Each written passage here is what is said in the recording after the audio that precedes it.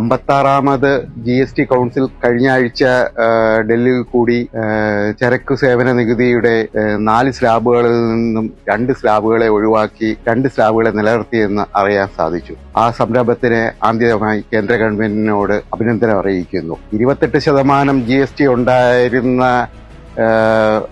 ചരക്കുകളെ 18% കുറയ്ക്കുകയും 12% എന്ന GSTയുടെ സ്ലാബിനെ ഒഴിവാക്കി അതിലുണ്ടായിരുന്ന 90% സാധനങ്ങളെയും 5% GST നികുതിയിലേക്ക് എത്തിച്ചത് വളരെയധികം വിലക്കുറവാനുള്ള സാഹചര്യം ഉണ്ടാവുകയും ചെയ്യും. 28% നികുതി ഉണ്ടായിരുന്ന കാറുകൾ, 1200 cc ഉള്ള കാറുകൾ, 350 cc ഉള്ള ബൈക്കുകൾ, റെഫ്രിജറേറ്ററുകൾ, AC തുടങ്ങിയവയ്ക്ക് 28-ൽ നിന്നും 18% കുറയുമ്പോൾ വളരെയധികം വില വ്യത്യാസം പൊതുജനങ്ങൾക്ക് അനുഭവപ്പെടാൻ സാധിക്കും.